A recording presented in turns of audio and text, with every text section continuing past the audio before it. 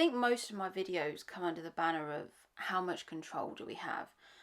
And if you've watched me for a while, you'll see I'm constantly trying to change things. And it's constantly going around in my head about how much I can control. And I really started this year off trying to be really positive.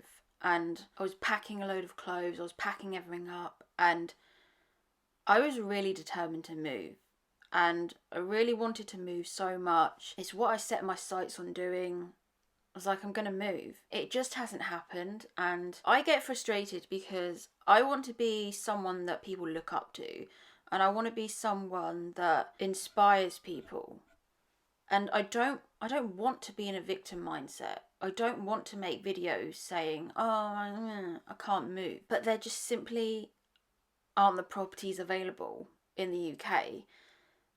I mean, it's not really my kind of wheelhouse of my channel, but the UK property market at the moment is just terrible. The whole reason I moved my bed over basically was because this whole side of my wall is damp, and I don't really like talking about it because I don't want people to be like, oh, she's just trying to be a victim and making people feel sorry for her.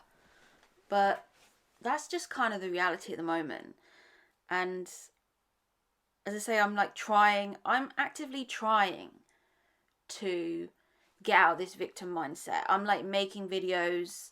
I'm trying to put stuff out there which I think is valuable to people and I think will help people. And I've heard of this concept before of the circle of love, how the more you put out into the world, the more you get back. And it's like, what the fuck? I'm getting nothing back. And I just really try so hard to be positive, but sometimes it's difficult, and I want to push through and I want to make more videos, and it is sometimes difficult because I feel sometimes that there's a lack of control. Like, I can't control the fucking UK property market. I can't suddenly get £500 more at work. I just don't want to make negative videos, but there's going to be that odd time where it's like, this is my life and it is a bit negative. But part of me sitting in my bed thinking, I ain't going to move unless I get a boyfriend. And I really don't want to put that message out there to girls, but it's true. Like, the fact is, I ain't going to move house unless I get a boyfriend.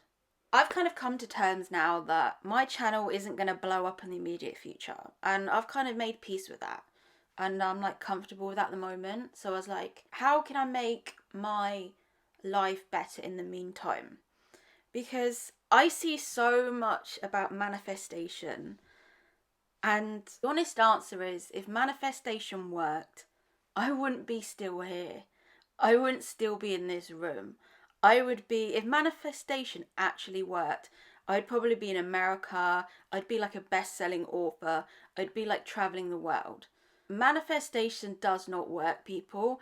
And if you voice that opinion, you're considered like the Debbie Downer. You're considered the negative person that has their heart chakra blocked.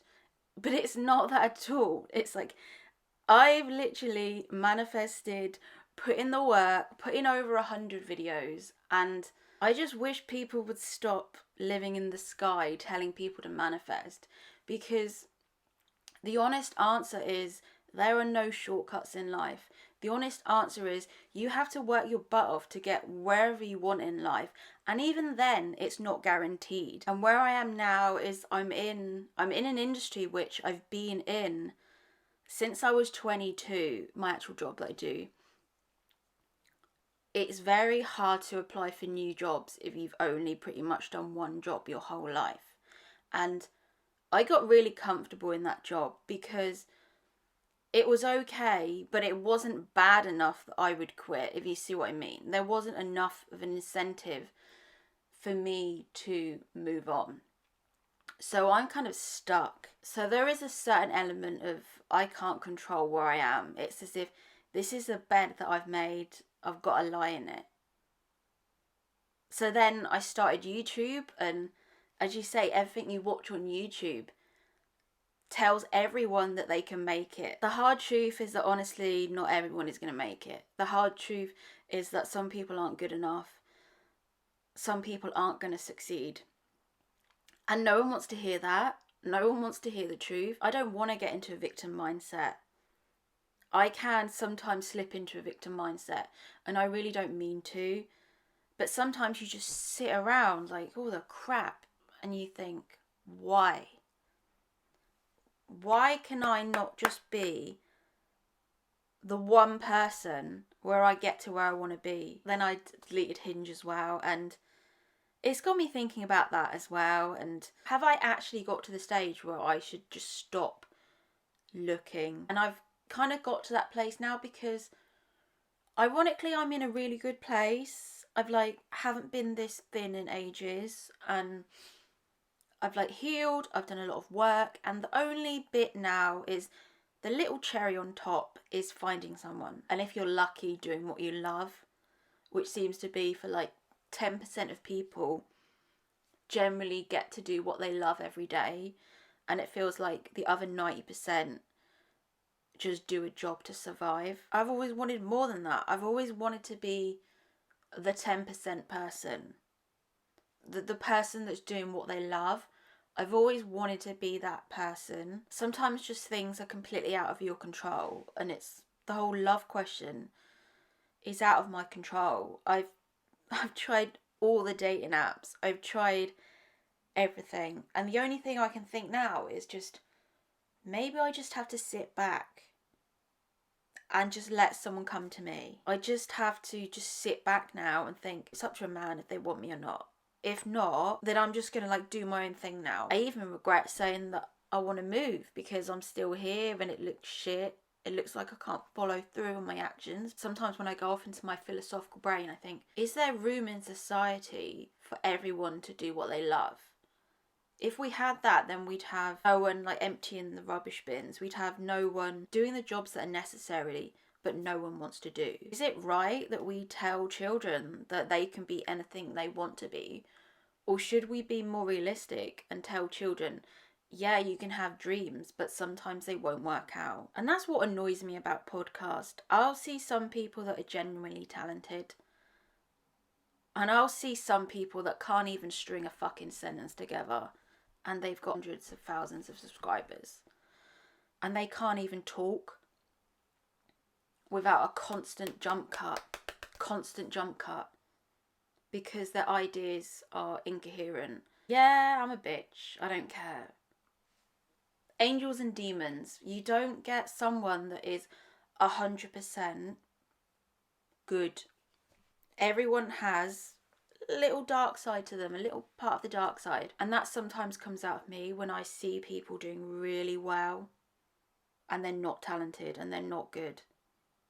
That part just twists the knife a little bit. And I think that's because you don't feel like you have any control over anything. That's why you're losing weight, because that's the only thing you can control.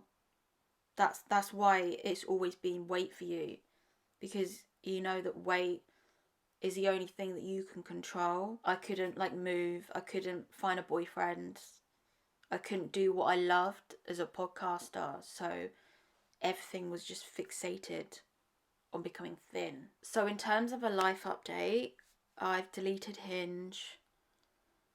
I am on Tinder, but I'm not really actively looking. I think I need to go through another period of not looking. If you watch my videos, I definitely go in cycles of looking and not looking. And I think now I'm at a period of not looking. I think I just need to sit back now and just not even think about it, and again build myself up again. It's how many times do I have to build myself up after failed things that have or haven't happened?